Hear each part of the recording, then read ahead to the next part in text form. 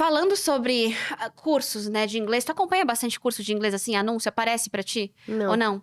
Mas o que eu percebi no mercado é que os anúncios foram ficando cada vez mais iguais. Parece que foi contratado um copywriter para 300 cursos de inglês online. Então, parece que tá todo mundo falando para a mesma pessoa e do mesmo jeito. Então, o meu desafio com a minha equipe é, gente, nós temos um curso que ele é muito bom. E a gente sabe do potencial desse curso, a gente sabe a transformação de vida. Mas eu acho que a gente não tá conseguindo comunicar isso da forma certa. Eu acho que a gente, às vezes, tá igual, né? Então, como se destacar? Por onde que a gente para tudo? É a escrita? É voltar às origens? Tem alguma sugestão para refrescar? Eu acho que o primeiro passo é você realmente. Eu sou muito visual, né? Então eu gosto de analisar o que tá todo mundo fazendo e escrever num papel. Porque às vezes a gente fica trabalhando muito nessa construção de brainstorming e nananã, ideias novas e tal. Só que se a gente não escreve num papel, não dá o mesmo efeito. Então, escrever no papel, o que incomoda no jeito que todo mundo fala? Como que é? Ah, é um vídeo tal que a pessoa começa de tal jeito, faz tal argumento. Pega algum dos anúncios, transcreve. Como que tá escrito? Como que é essa copy? Que objeções estão quebrando? Que tipo de imagem visual tem ali? Como que a pessoa se comporta, sabe?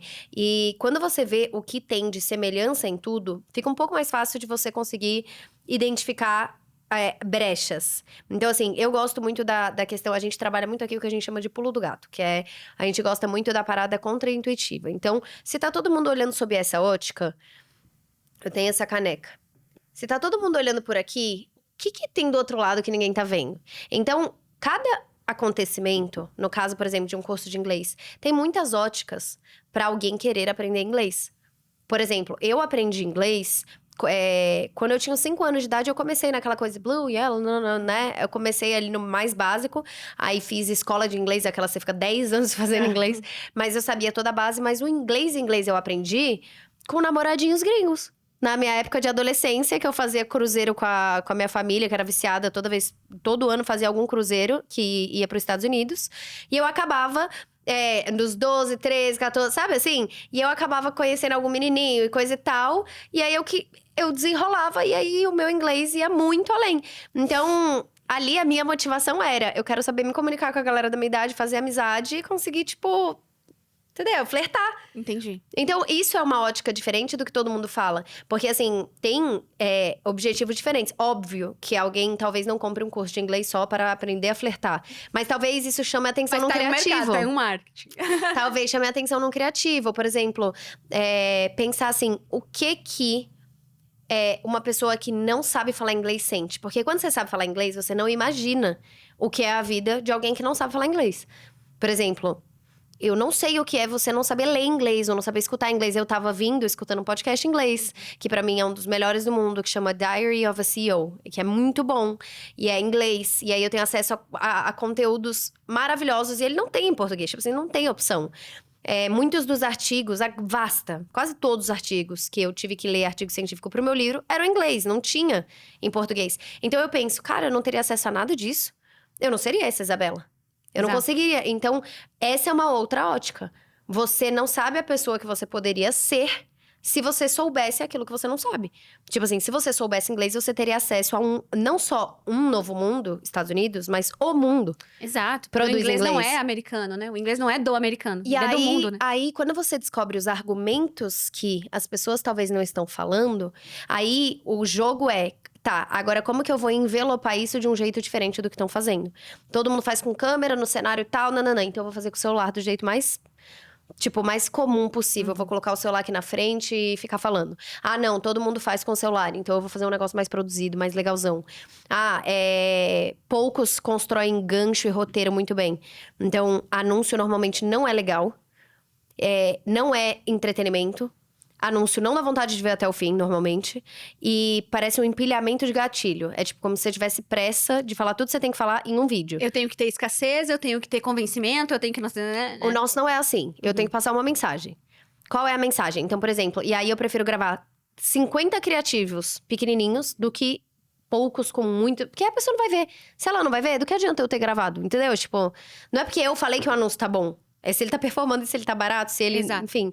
Então, os nossos anúncios, por exemplo, as pessoas compartilham no story. Falam, ai, amei, kkk. Tipo, Porque Isso parece um entretenimento. Elas comentam como se fosse um conteúdo meu X. E eu poderia postar claramente no meu feed um anúncio, qualquer um dos anúncios.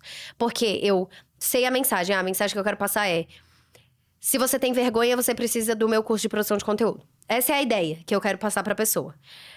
Como que eu vou fazer isso? Então eu vou falar, ó, se você tem vergonha, ter vergonha não é ruim. Ter vergonha de gravar vídeo não é ruim, eu vou te provar. E aí eu explico pra pessoa que a vergonha é isso e aquilo, tal, e que tem técnica, pum, entra no Creators. Então, às vezes eu faço isso do jeito engraçado, às vezes eu faço isso, tipo, só olhando pro celular.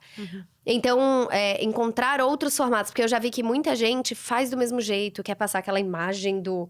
Sabe, construção de imagem, e eu falo desse jeito, estou com o blazer tal, e nananã. E não necessariamente você precisa disso.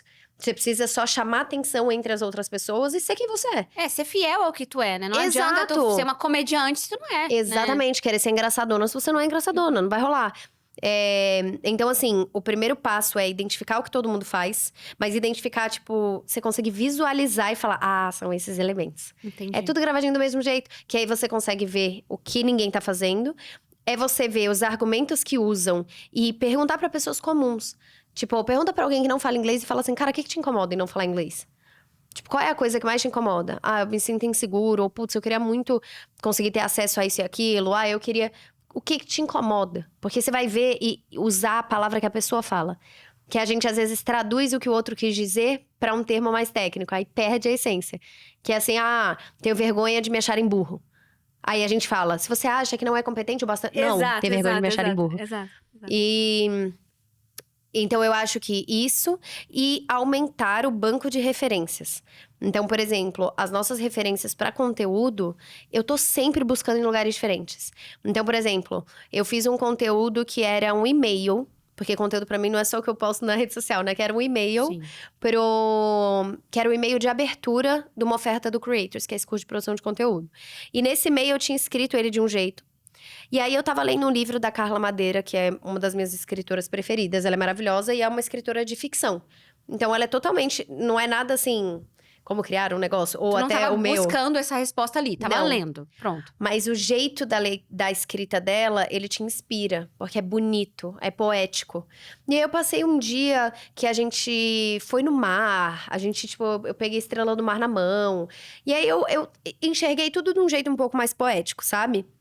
E aí uma menina esperou quando a gente saiu do barco pra vir falar que era aluna do Creators. Ficou 1 hora esperando a gente sair. Eu falei, eu vou reescrever esse e-mail e contar o que aconteceu hoje. E eu escrevi de um jeito tão bonito, que aquele e-mail, ele teve uma conversão tão boa. E eu me senti tão orgulhosa, que a minha referência veio de um livro de ficção que não tem nada a ver. Então, a referência, ela vem de muitos lugares. E tem muita gente que é isso, inglês. Aí segue todo mundo de inglês, você fica enviesado. Vai seguir gente de outro lugar, que faz outra coisa, que fala sobre coisas diferentes. E se nutrir, né, de conteúdos diferentes. Porque às vezes a gente tá só no mundo do trabalho e não tá lendo outra coisa, até por lazer, né? Como tu tava lendo um livro, era lazer, né? Assistir uma série. Sério, assim, com a maternidade e com muita carga de trabalho, eu fiquei muito tempo sem lazer, assim, sem poder estudar mesmo, assim. Eu só tô cuspindo coisas o tempo inteiro, mas eu não tô me nutrindo. Eu fiquei um tempo assim, sabe? E agora eu tô sentindo isso de volta. Parece que eu tô respirando de novo. Tem que ter um pouquinho de ócio também, né? Porque eu não tava tendo ócio, eu não tava tendo tempo de tédio, nem pra ficar mexendo no TikTok. Então a gente precisa estar. O TikTok, eu demorei muito pra entender aquilo ali, nem sei se eu entendi até agora, porque eu não queria entrar, porque ele é muito bom no que ele se propõe, que é te manter grudado ali. Então eu quero distância do TikTok, sabe? Mas eu tenho que estar ali, porque eu tenho que ter uma presença ali. E na verdade, mesmo o conteúdo que eu posto no Instagram, acabo postando ali também, né? Pra reciclar. Mas assistir a outros TikTokers de outras áreas, enfim, me deu muitos insights, assim, pra coisas minhas, até pra anúncios, como tu falou. Então, não tava estudando inglês, eu tava vendo alguém contando sobre limpeza, sei lá.